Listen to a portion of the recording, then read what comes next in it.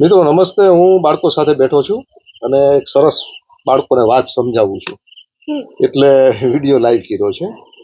હું એવું વિશ્વને સમજાવતો હતો કે બેટા, આધુનિક સાધનો છે ને, ગેજેટ કોઈ પણ, એનો સ્વભાવ, એની ખાસિયત શું છે, એક વખત એનો ઉપયોગ કરો ને પછી એને છોડી નથી શકતા.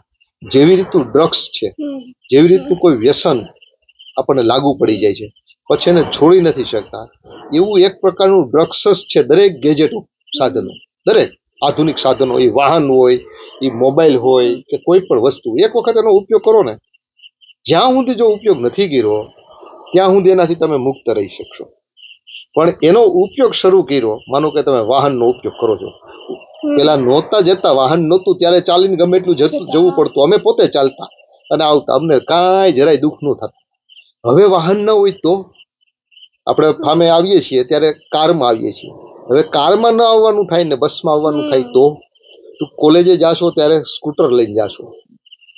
મોપેડ ન હોય ને હાલીને જવું હોય તો ન હોત તો પેલા હાલીને જ જતી હતી. એવી રીતનું સૌથી મારે મોટી ખતરનાક એવા ગેજેટની વાત કરવી છે, મોબાઈલની વાત કરવી છે. ઘણી વાર કરું છું.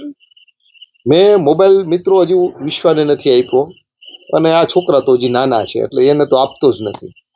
હું એમ કહું, મોબાઈલ જોવો હોય ને તો જોવાનો.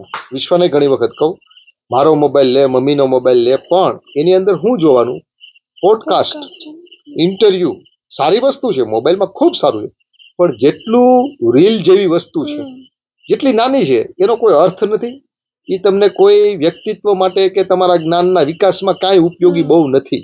એ માત્ર મનોરંજન છે. મનોરંજન માટે પિક્ચર જુઓ ને 3 કલાકનું, એમને મને ના નથી. તમે ચાણક્ય જુઓ, મહાભારત જુઓ, ઉપનિષદ ગંગા જુઓ, એની ના નથી.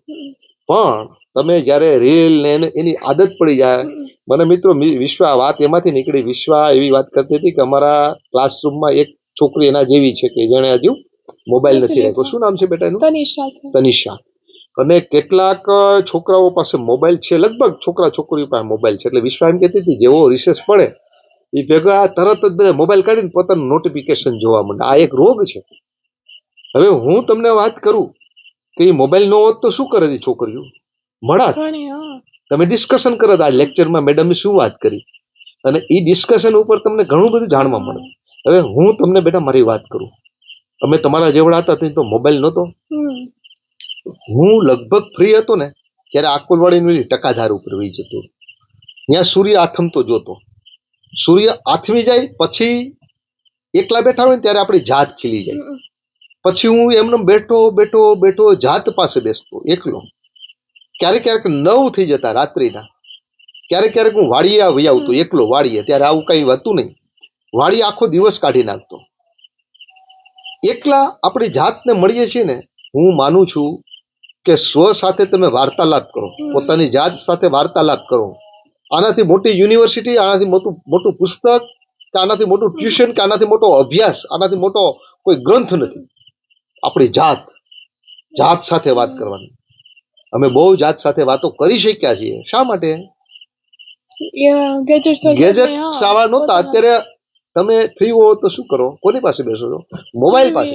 તમારી જાતની જગ્યાએ અત્યારે મોબાઈલ આવી ગયો છે. એટલે જાત એટલે આપણી જાત, એટલે આપણી સાથે વાત કરીએ અને એ આનંદ છે, નિજાનંદ છે. હું તને હજી છૂટ આપું, મોબાઈલ વાપરવું હોય તો તને છૂટ છે, પણ જ્યાં સુધી મોબાઈલ નથી ને ત્યાં સુધી તું તારી પાસે છું. જ્યારથી મોબાઈલ તારી પાસે આવશે ને ત્યાંથી તારી પાસે તું નહીં હોય, આખી દુનિયા હશે. અને દુનિયામાં કાંઈ એવું બધું કાંઈ હશે નહીં કે એમાં તું એમ જીવી શકીશ, આનંદ મેળવી શકે. આનંદનો મોટામાં મોટો સ્ત્રોત આપણી જાત છે, નિજાનંદ છે, સ્વનો આનંદ, બેસવાનું. એટલે એકાંત છે ને, એકાંત, ખરેખર એકલતા નહીં, એકાંત. એકાંતમાં આજે છોકરો બેસતો જ નથી. આજના છોકરાઓએ કેટલી બધી વસ્તુઓ ગુમાવી દીધી છે, બહુ મેળવવા જેવી છે. આજે આપણે પાણી ઢોળમાં ગયા હતા એટલે જીષ્ણુ કે તમને કોઈને ખાવા નહોતું આપ્યું, જીષ્ણુ જમવા જ નહોતું આપ્યું. ભૂખનો કેવો અનુભવ થયો? આજે છોકરાઓ ભૂખનો ક્યાં અનુભવ છે? ભૂખ માણવા જેવી છે. ભૂખ સમયે તમને થવું જોઈએ કે આ દેશમાં કેટલાય બાળકો ભૂખ્યા સુવે છે, એની સ્થિતિ શું થતી હશે. ભૂખ્યા રહ્યો તો ખબર પડે. આજે છોકરાઓનું પેટ જ ખાલી નથી થતું. આજના છોકરાઓ ચાલતા જ નથી. ક્યાં ચાલે છે? બધે વાહનમાં કેટલી બધી સુખ સગવડો છે. એટલે બેટા આ ગેજેટ આધુનિકતામાં તમને જે મળેલું છે એ ઈશ્વરના આશીર્વાદ છે, બહુ સારી વસ્તુ છે, પણ એના ગુલામ ન થઈ જઈએ એ જોવાનું. એટલે હું કહું છું કે જ્યાં સુધી જેનું આપણને લત લાગી નથી, જેનું વ્યસન નથી થયું, ત્યાં સુધી એનાથી દૂર રહેવાનું. એ વ્યસન લાગ્યા પછી માત્ર ડ્રગ્સનું કે દારૂનું વ્યસન નથી થતું, માત્ર તમાકુ બીડી કે માવાનું વ્યસન નથી થતું. વ્યસન, ખતરનાક વ્યસન તો આના છે, અને જેને આપણે વ્યસન નથી ગણતા, જેનાથી આપણે હજી ભડકતા નથી. હું એમ નથી માનતો નકામી વસ્તુ છે, જોઈએ જ બધી. અને હું એમ નથી માનતો કે ત્યારે બહુ સારો જમાનો હતો. દરેક જમાનાની તાસીર અલગ અલગ હોય. પરિવર્તન છે એ સંસારનો નિયમ છે, પરિવર્તન તો આવતું જ હોય છે. અને ત્યારે બહુ હતું, બહુ સારું હતું, બહુ સારું હતું એવા આપણે ગાણા ગાવા નથી. અત્યારે સારું છે. અને અત્યારનું જીવન પછી આજ 50 વર્ષ પછી કોઈ આજના જમાનાને કહેતું બહુ સારું હતું, બહુ સારું. દરેક જમાનામાં સારું હોય, પણ કેટલુંક સાથે સાથે આપણને નુકસાન કરે એવું છે, કેટલુંક આપણા આનંદ સામે અવરોધ ઉભો કરે એવા છે. એવી વસ્તુથી દૂર રહેવાનું, ભડકવાનું, એવી વસ્તુથી દૂર રહે. જાતથી મોટું કાંઈ જગતમાં નથી. એઆઈ આવે કે ગમે એ દુનિયાના તમે વિજ્ઞાનને ઉતારી દો, સૌથી મોટી જાત છે હૃદય છે. હૃદયની ગુહામાં એક જીવન છે, આપણું પોતાનું વિશ્વ છે. વિશ્વને જીવવાનું ભૂલવાનું નહીં બેટા. હું તમને બધાને કહું છું, મોબાઈલ નથી આપતો એની પાછળનું બહુ સચોટ કારણ છે. એક વખત ટેવ પડી જાય, કોઈ દિવસ મોબાઈલ નથી હટતા, લાવો મોબાઈલ આમ તેમ. શું કામે આપ્યો જ નથી? એક વખત ચખાડી દો એટલે વ્યસન થઈ જવાનું છે. પછી છોડાવવું અઘરું છે. પહેલેથી જ ના આપવું. ઘણા એમ કે અમે થોડું થોડું આપ્યું. થોડું થોડું શું કામ આપો? ઝેરા પણ થોડું થોડું આપો. ઝેરા પણ થોડું થોડું શું કામ ના આપો? નહીં આપવાનું, ટેવ પડી જાય. નિકોટીન અને ડ્રગ્સ ને અફીણ ને હોય ને, એના કરતા ખતરનાક વસ્તુ મોબાઈલ છે. ખાસ કરીને કોના માટે? બાળકો માટે. હા, એને પહેલેથી દૂર રાખવાના.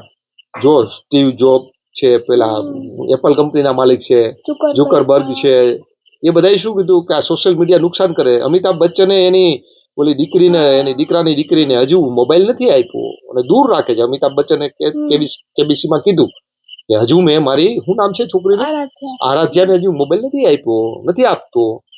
એવા માણસો આટલું ન આપતા હોય, અને હારા હારા માણસો આપતા જ નથી. જે માણસોને ખરેખર હાવ નિષ્ફળ ને હાવ એ કક્ષાએ છે ને, એ માણસો મોબાઈલ આપે છે. સામાન્ય માણસોએ સમજવા જેવું છે કે મોટા મોટા સફળ માણસો એના દીકરાઓને ક્યારે મોબાઈલ નહીં આપતા હોય. એટલે સરસ મિત્રો, નમસ્તે. બીજું કઈ કેવું છે તમારે કોઈને? બસ.